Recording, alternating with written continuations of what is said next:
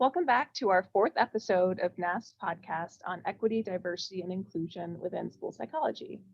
I am Shayla Desai, the NAS Director of Educational Practice. My pronouns are she, her, and I'm honored to be the host of this series. This episode will focus on professional issues and specifically on navigating the field of school psychology as a person from a minoritized background. Today, I'm joined by guests Yadi Diaz and Janice Parker, who will be sharing some of their experiences and challenges as school psychology practitioners. To start, could both of you tell us a bit about how you came to choose school psychology and what your current role is? Let's start with Yadi. Okay, thank you. And thank you for having me today. Before getting started, I'd like to honorably mention and give thanks to the ancestry on whose land I currently stand on. The Chicago area is located on ancestral lands of tribes such as the Council of the Three Fires, comprised of the Ojibwe, Ottawa, and Potawatomi nations, as well as the Miami, Ho-Chunk, Menominee, Sac, Fox, Kickapoo, and Illinois nations. I also want to acknowledge my own ancestral indigenous Durango ties to the lands of the Tepehuanes, in which the Tepehuan and the Tarahumara resisted and continued to resist in colonization. So that's something that's undeniably a part of my identity and what's influenced my theoretical framework in the way that I approach any work that I do. And I feel that's really shaped my experiences in school.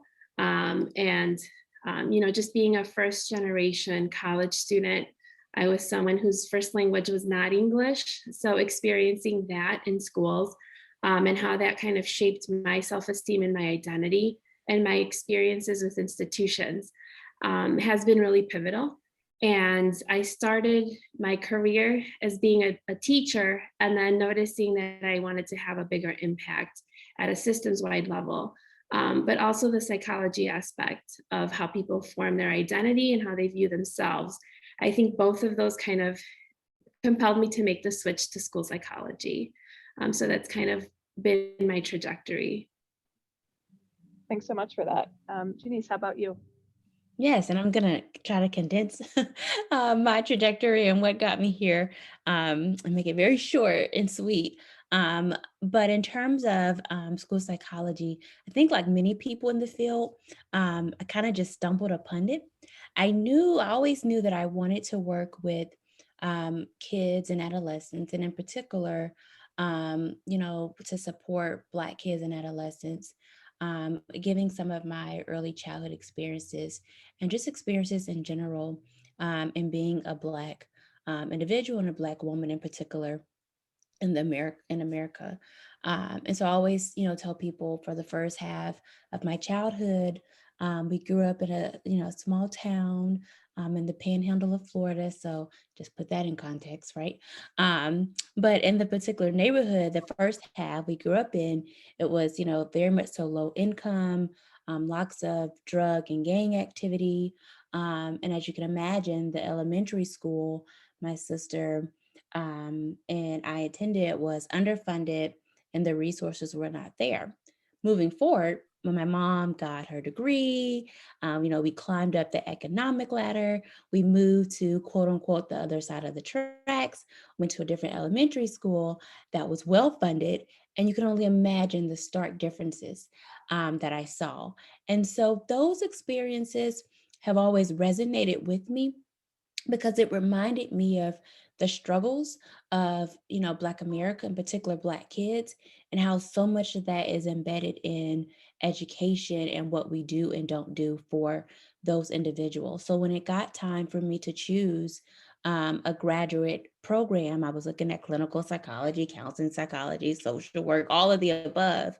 I stumbled upon school psychology. And again, mentally, I went back to that critical moment in my life where I realized that when done well, and when we address the systemic issues, education really can be a way to grant students of color access to a variety of goods and services. And so that's the short answer of how I got to school psychology, really just being a part of the liberation of Black people in America.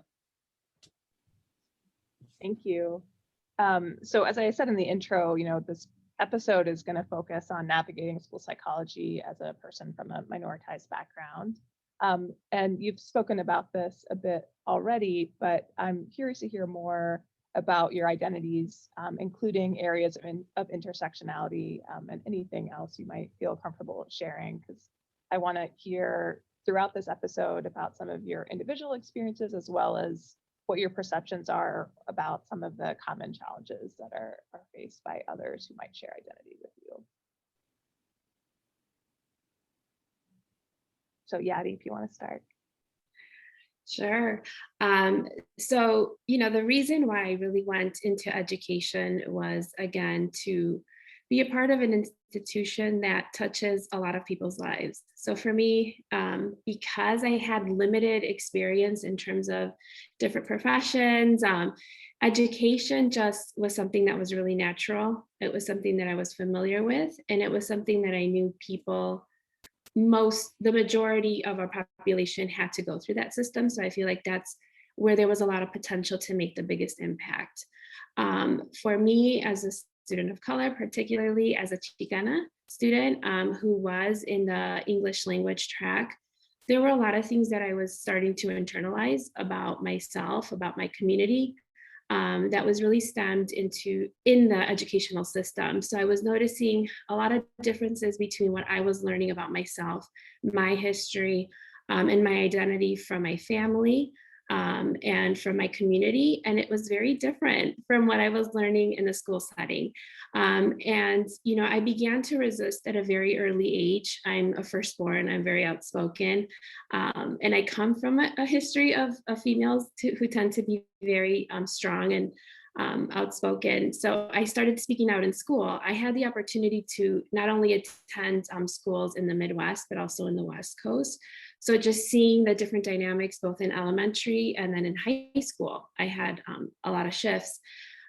You got to see just the differences in the way that people express themselves in a school setting.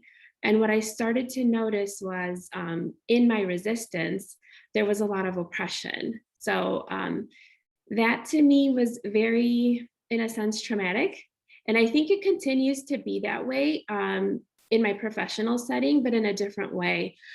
So me knowing that experience is not something that I was content with, or I felt that should be happening, that kind of led me into the segue of schools in general. I didn't know necessarily exactly what I wanted to do, but I knew that I wanted to be a part of that to change that. I kind of found my way. I started in elementary education, was in the classrooms, and then I made my switch into Latino studies, and then teaching at the high school level. That experience was very interesting to me because I did end up in a school setting that was very affluent and not very diverse. So that experience, I was trying to resist by showing a different side to the population that was dominating the system. But through that, I think I found a lot of challenges in terms of, is this how I should be resisting? Is there a better way? And then also noticing that I was being categorized to work with a very specific population. And through that, trying to have like the AP track, like how can we capitalize on this cultural wealth, this language wealth, and finding that in that resistance, there was a lot of battle. And then also noticing how easy it was for people to have conversations around the discrepancy and the deficits and the pipeline into special education. So that's kind of how I found, I've always had an interest in identity and psychology, and then coming across the school psychologist and kind of having those conversations. And I want to give Janice some time to speak to, so we can kind of bounce off of what that experience was like then, being a person of color at the graduate level. And then now in my profession, coming back to the institution, but as in the role of a school psychologist, I think is much different, and you see things more clearly. Yeah, so it sounds like your identities really kind of shaped your trajectory. And I wanted to go back to one piece of my question around if there's anything else about your identity that you wanted to share with us in areas of intersectionality other than what you've described so far. Yeah, I think just being a woman, I think the label of, I feel like there's a lot of intersection even with the Latino community and the term Latinx. And, that also subscribes to that notion of colonization. So trying to resist that label. We are natives of the America. And I think that there's so many layers even within that, the more I learn, the more rooted and the more confident I am in my identity, I feel like the less I'm able to label it. So that is something that, I try to bring at the forefront in terms of psychology and identity and how we represent ourselves in the field. Thank you. So yeah, Janice, I'd love to hear more about your identities, anything again that you're comfortable sharing. And as Yadi got into thinking then about how those identities have shaped your experiences. Yeah. So I would say core aspects of my identity, a Black woman, and obviously for me, a woman of faith, and that does shape my identities and actually the work that I do. Um, I would say those are the three pivotal parts of my identity. And if I had to talk about, geographic location and region, growing up in the Deep South really has shaped a lot of my perceptions as well in terms of um, America and schools and education and so forth. Um, and so I think one of the biggest things, when I think about the first three, right? So being a woman of color, living in the Deep South or growing up in the Deep South. And again, the first part of my life where we were considered, low SES. So my mom has always socialized us, and by us, I mean my sister and myself, to be prepared, right? To be prepared for racism, to be prepared for people who will question your competence, who will make you feel like you're less than because of our skin color, because we're Black, and also because of, our womanness, right? So that's something that continues to resonate with me, where I'm constantly doing kind of a self check and also reminding myself of the greatness, right? And when messaging tells us otherwise, that also again it approaches the way that I approach my work as a faculty, as a researcher, because so much of my work is grounded in the strengths of the Black community in particular. And then I would say, as a byproduct, similarly, racial and ethnic minoritized individuals.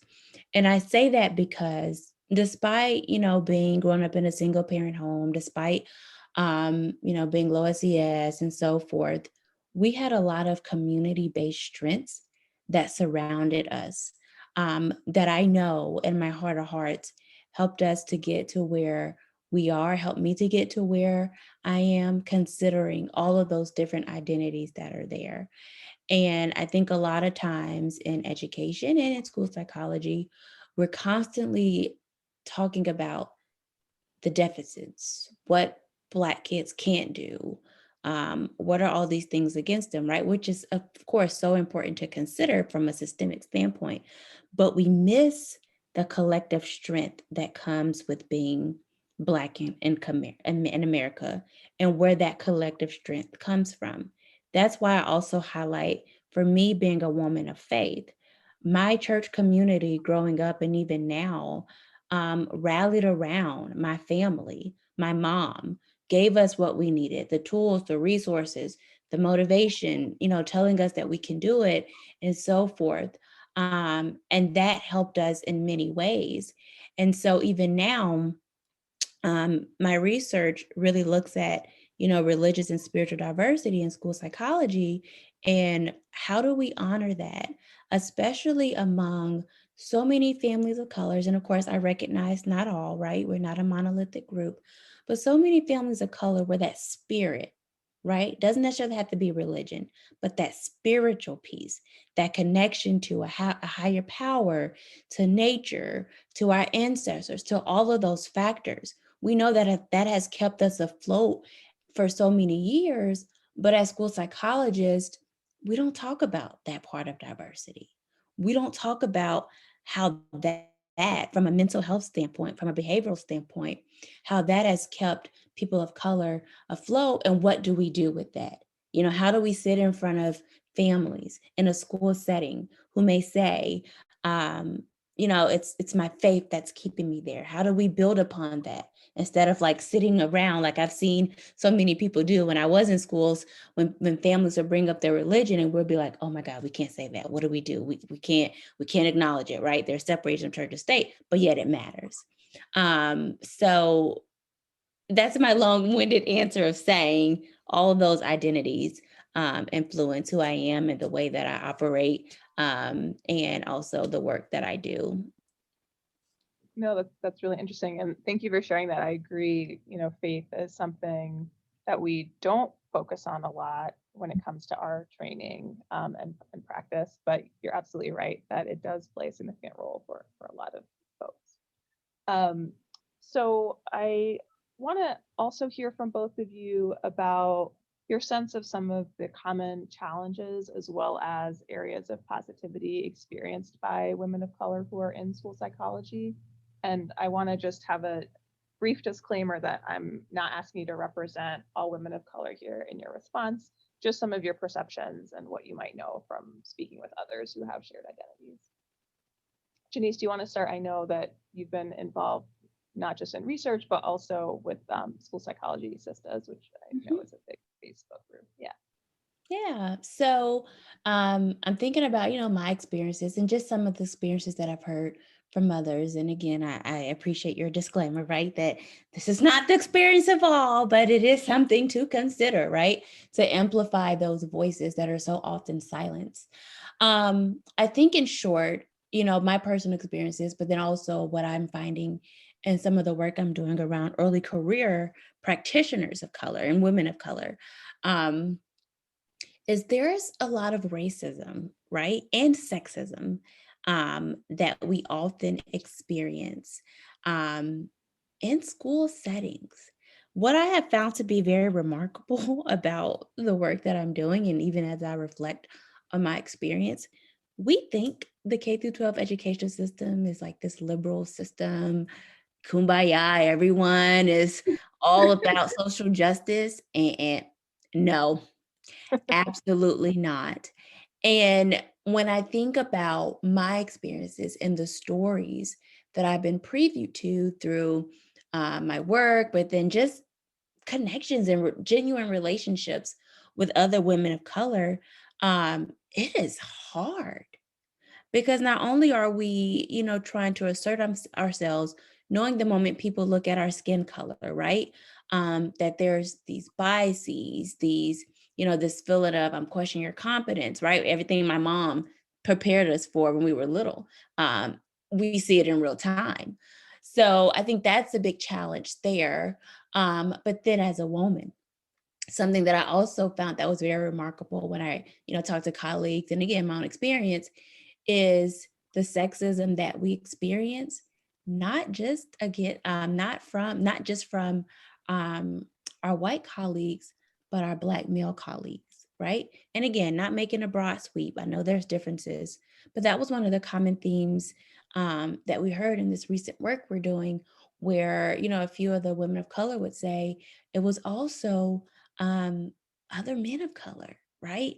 That question our competence, that try to silence us and so forth, which is why I think, that intersectional perspective from Kimberly Crenshaw and that Black, feminist thought is so important because there's that double marginalization that unfortunately works against us in school settings.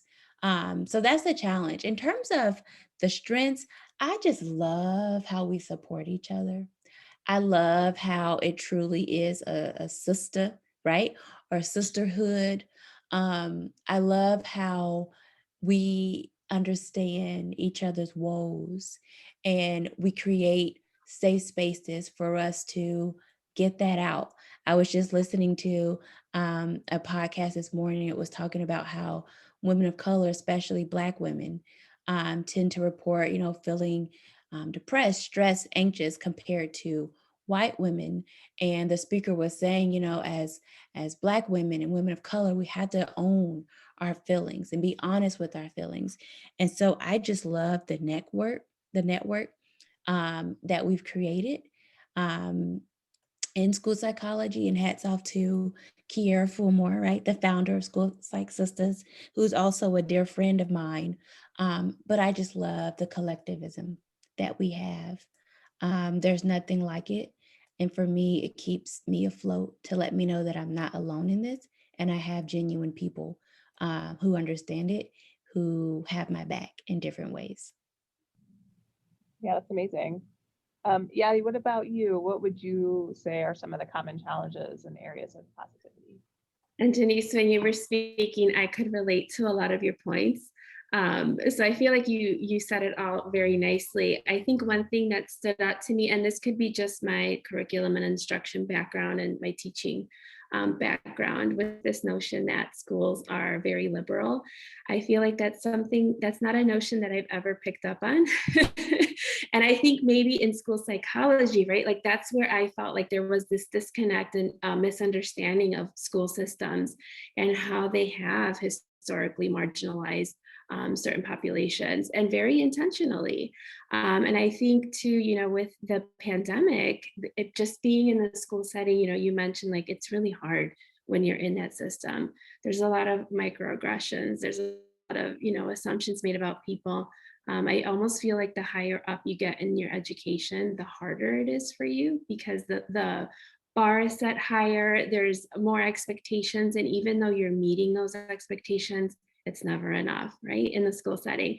But I did want to kind of mention a little bit about the pandemic and how things are kind of being discussed. And I feel like it's been highlighted, and now it's more important to look at institutions because now it's impacted the white sector. So there's that like interest convergence. And that has brought in a lot of conversation around identity, representation, who's at the table, who's included. And the one voice that I feel is always like the one area that people have the hardest time with is the brown voice, right? Like who should be there, who's in that space, and are we considering all angles and all aspects? And I feel that that's not just very specific to the school setting, but in school psychology as well. But some of the positive things that I found, I'm very new to the field, I'm in my third year, the School Psych Sisters page, because I feel like the brown voice, we're kind of like trying to find our way in this, like the sense of community and understanding and the connection, like we're all coming from the same place and understanding. We have different experiences, different lived experiences, but that has been tremendous, especially as a professional in a new role, sometimes in a building where there really isn't anybody else that looks like me other than the students. And when we're having those conversations about students, it's always in a negative light. So it's just really empowering to be on that page, just to hear other people's experiences and understanding those connections. I feel like it's really good for my soul, for my heart. So I think that's been a really positive thing, and it's flourishing. I'm so happy to hear that. I know it can be so challenging to be like the only, whether that's in your professional setting, in your graduate program, et cetera. So having that sense of community outside of the school building or outside of the university is so critical. And I'm so glad to hear that you both have had those positive experiences with community. Is there anything else that you wish the field of school psychology better understood about the experience of being a person of color in a predominantly white field?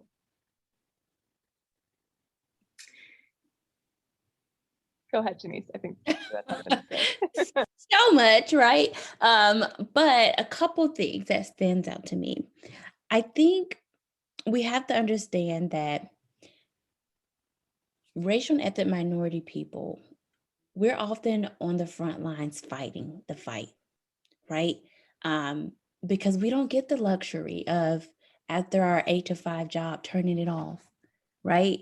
We don't get the luxury of, I'm there at work, but I can go home, or I'm writing about it, I can go home. No, this is our lived experiences, right? A lot of us have kids, family members, friends, and so forth. So this is our life. But because this is our life and we're so passionate about this work, in many ways, it's exhausting. Mhm. It's exhausting. And I say it to say, this can't keep being our fight alone. We need our white colleagues to show up and step out and fight along with us, because it's so draining and it's so taxing. And I think about, this push around, social justice and, challenging the field to be advocates and to address, systemic issues. And that's so important. What I think is missing from the conversation is what that means for people of color, right? Because we're doing it. But what happens when we're doing it and we're targeted Mhm. because of it? And people are in the field are not supporting us as we go home and just using, hypothetically drown in our sorrows, right? And so I just say, as we push for social justice, we have to acknowledge how draining and burdensome that it can be, even while it's inspirational, right? For people of color. And we got to stop leaving our colleagues of color out to dry by themselves, essentially. And you can finesse that when you edit it. But essentially, we got to stop leaving it up to them and them alone, because it's too much of a burden to carry. I agree with you. And not just only that, I also find, and I'll just speak to my own community, sometimes it's easy to align with white because that's been viewed as right. And it's easier, right, to avoid that resistance and to be highlighted or targeted. So there's even like conflict within, our own communities and spaces. And I feel like in some instances that can be even more problematic because it's not a unified voice, especially in a school setting when there isn't a lot of representation. So I think that that's something that we can do as a collective whole, not just people of color versus white, but even within our own communities and our own spaces. We need to be more intentional. And I also find that some of the reasons behind maybe why it's not as cohesive is not having awareness or education around the history, the implications, and the vocabulary around that. So I don't think it's because they don't necessarily agree with the movement. I just think they don't understand, and what that could mean in the future for the kind of work that we do. So in terms of school psychology, I think it really starts with the education and the training around the work that we do. So we talk about social justice very theoretically, at least from my experience, right? I would like to see a little bit more discussion around the actual measures that we use. What's the historical implications of that? And how can we measure differently? Because I think that that's so embedded. I feel like we're pulled in two different directions and it can be really confusing. We're saying we want social justice, we want change, we want you to advocate, but here are some tools that have been historically oppressive and may not be measuring strengths and the beauty of what it is to be just an ethnic minority. So I think that there is still a long way to go, but I've seen more of that conversation, more of that intentionality around getting the right people at the table, and just getting varied voices and experiences at the table. And I think that's really important to continue to do. Yeah, I think, it's long overdue, but school psychology is entering a phase of some self-examination, and thinking about both current practices as well as historical practices that were, unjust. And so you guys have both spoken a bit about this already, but I'm wondering if there's anything else you think school psychology should be doing or should not be doing with the goal of advancing racial and social justice. Something that I can think of just being a practitioner in schools. I feel like the pandemic has created a lot of challenges, but a lot of opportunities for change if you jump on it. And one of the things that kind of stands out to me that I feel we haven't touched on as a field of school psychology, that's such a pivotal thing that we can target, is the involvement of Pearson and testing in our schools. So using map testing, STAR testing, our WIATs, our WIS, like all of that, I feel like this right now I'm noticing parents are choosing to opt out of access testing, like all these benchmark data that we use, right, to note student progress. Parents are opting out. And now we're being forced to use classroom data, and we're also being tasked with the challenge of diversifying our staff. So I feel like this could be a really critical moment where we can talk about curriculum, instruction, and practices in the school, in the classroom, and kind of moving away from that measurement piece. And I feel I want to hear more conversation about that. Again, I'm very new in the field, but this is something that I'm kind of like waiting for to happen. And I just, maybe I just haven't been in those spaces where those conversations are taking place, but I feel like school psychologists and school psychology in general could be really instrumental in leading that conversation. Sure, thanks. Yeah, so I think we have to pay more attention to practitioners. Um, and I will say, so 2 years ago, I joined the early career committee for NAS, which is why I'm really into like all this early career, stuff now in terms of like my research and so forth, or branching my research out. But being on that committee made me realize, for the most part, we have a good bit, of course, we could benefit from more, a good bit of research related to the experiences of graduate students, right? We have a good bit of research or different support structures in place for faculty, right? Faculty of color, graduate students of color. I feel like those resources, those conversations, those targeted conversations and support, in my experience, I'm learning that it tends to fall by the wayside when it comes to our practitioners of color, especially our early career practitioners. Um, which is why, we're so excited. And by we, I mean my colleagues and myself, who are getting ready to embark on this journey, right, of creating the structured support program for early career women of color in school mental health fields in general, because they really are a forgotten population. Not only are they reconciling with just a general kind of transition being early career practitioners, but then you layer that on with, again, the racism, the sexism, ageism, all of the isms, right? That also make that early career transition so difficult.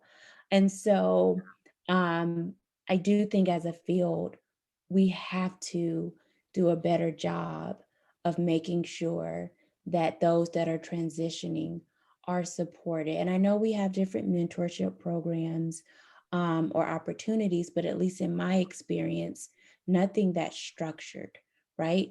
And so we're hoping through this work to bring light to some of the benefits of maybe having something more structured in place to make sure that we're not forgetting about a population that, in my opinion, we really have not attended to as much as we should be. And that's a part of retention too, right? Once they're out in the field, if we're not supporting them when they get there, then they can easily go to another career field. And I've heard that many a times from early career practitioners of color, especially women. Yeah, thank you. So those are all of the big questions I had for today. Are there any final thoughts that you think would be important to share with our audience? I don't think so. I'm grateful for this opportunity. Um, I always feel like I learn so much from hearing the stories of others. So I appreciate this.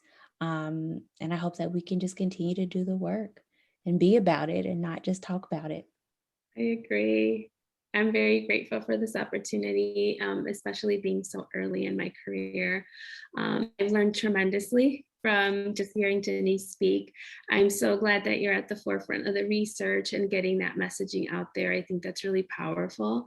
So I appreciate you for being in the field and taking that leadership. I hope these conversations continue, that there's continued inclusion. And yeah, I just really appreciate this time.